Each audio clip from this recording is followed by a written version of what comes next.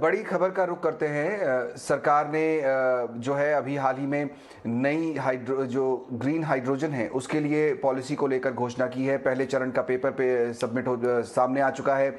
काफ़ी हद तक सरकार ने सहूलतें दी हैं इंडस्ट्री को, और सरकार का फोकस ये है कि 2070 तक जो है नेट ज़ीरो हमारा देश हो जाए कार्बन एमिशन के मामले में।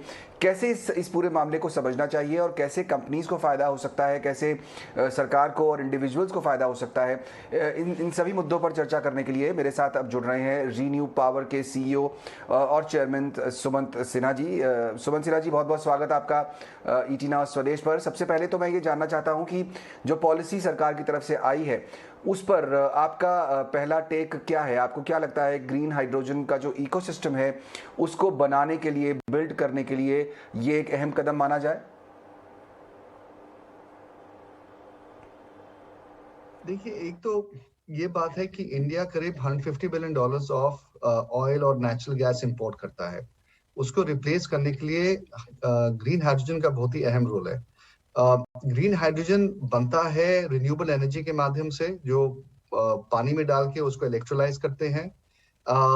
ये जो पॉलिसी आई है ये एसेंशियली इसके ऊपर फोकस करती है कि जो रिन्यूएबल एनर्जी है ये किस तरह से प्रोवाइड करे जहां पे आपका यूसेज रिक्वायरमेंट है।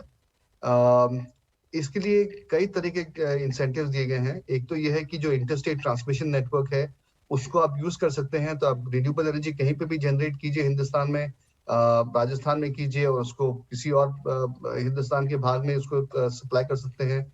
तो एक तो ये बेनिफिट है। दूसरा ये है कि स्टोरेज के लिए अगर आप ग्रीन अमोनिया को एक्सपोर्ट करना चाह रहे हैं तो उसको स्टोरेज करने के लिए पोर्ट्स में आपको बंकर्स मिलेंगे। तीसरा है कि आपको ओपन एक्सेस मिलेगा। तो ये कई तरीके के इसमें इंसेंटिव्स दिए गए हैं जिससे रिन्यूएबल एनर्जी को हम प्रोड्यूस करके उसको ग्रीन हाइड्रोजन जहाँ पे बनाना है उसके पास ला सके। और ये इंसेंटिव से ये कॉस्ट जो है ग्रीन हाइड्रोजन बनाने का वो नीचे आ जाएगा, काफी कम हो जाएगा। और यही सब इंसेंटिव्स दिए गए हैं इस पॉलिसी के अंदर। अब हमें दूसरा ये देखना है कि जो ग्रीन हाइड्रोजन यूज करने वाले लोग हैं उनको किस तरह से ऐसे इंसेंटिवाइज करें कि वो लोग भी शिफ्ट करें, क्योंकि शुरुआत में ग्रीन हाइड्रोजन ज्यादा एक्सपेंसिव रहेगी और उसको कोई यूज नहीं करना चाहेगा। तो इसलिए कुछ ना कुछ एक तरह का इंसेंटिव या एक तरह का एक ऑब्लिगेशन होना पड़ेगा ग्रे हाइड्रोजन वालों के ऊपर, जिससे कि वो लोग ग्रीन हाइड्रोजन का परचेज करें या उसको खरीदे, जिससे कि वो ग्रीन हाइड्रोजन का इकोसिस्टम आगे बने। बिल्कुल सिन्हा साहब, यहाँ पर सवाल ये भी है कि क्या कमर्शियल एप्लीकेशन के लिए इंडिया रेडी है?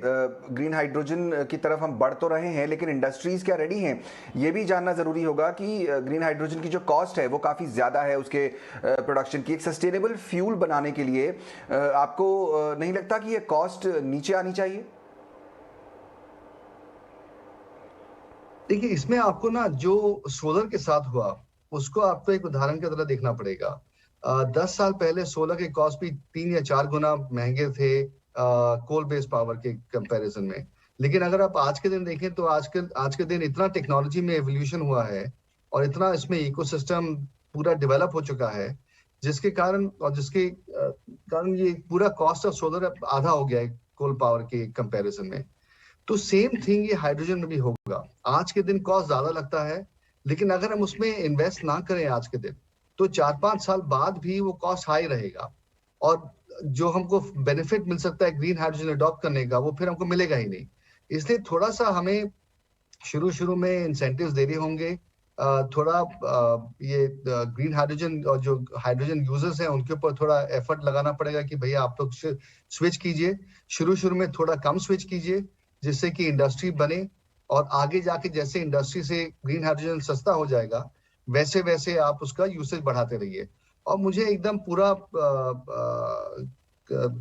व्यू है कि 5-6 साल के बाद ग्रे हाइड्रोजन इतना सस्ता हो जाएगा। और जब ये ऐसा होगा तब उसके बाद फिर सब कोई ग्रीन हाइड्रोजन यूज करेंगे, क्योंकि ग्रीन हाइड्रोजन क्लाइमेट फ्रेंडली भी है, सस्ता भी होगा। तो ये जो एक इंडस्ट्री का जो एक अपॉर्चुनिटी है ये इंडिया को मिस नहीं करना चाहिए, क्योंकि इसमें एक डोमेस्टिक बहुत मैसिव मूवमेंट हो सकता है, क्लाइमेट चेंज के लिए बहुत बेनिफिशियल है और आगे जाके ये एक्सपोर्ट के लिए भी एक इंडस्ट्री बहुत आगे उभर के आ सकती है। तो इसलिए बहुत अच्छी अपॉर्चुनिटी है। और आज पूरी दुनिया में अगर आप देखें तो हिंदुस्तान से आगे कोई नहीं है। सभी कंट्रीज अभी शुरू कर रहे हैं इस जर्नी को। तो अगर इसमें इंडिया ने लीड अगर ले लिया आज के दिन, तो आगे जाके इंडिया एकदम लीडरशिप ले सकता है इस नई इंडस्ट्री का ग्लोबली। बिल्कुल, बहुत बहुत शुक्रिया सुमन सिन्हा साहब, आज समय निकालकर ईटी नाउ स्वदेश से बात करने के लिए। सुमन सिन्हा जी बताते हुए यहाँ पर कि किस तरह से भारत एक लीडर बन सकता है आने वाले समय में ग्रीन एनर्जी में, और दुनिया के कई देश भी इस डायरेक्शन में काम कर रहे हैं। सुमन सिन्हा एक बहुत बड़ी वॉइस हैं रिन्यूएबल एनर्जी के स्पेस में।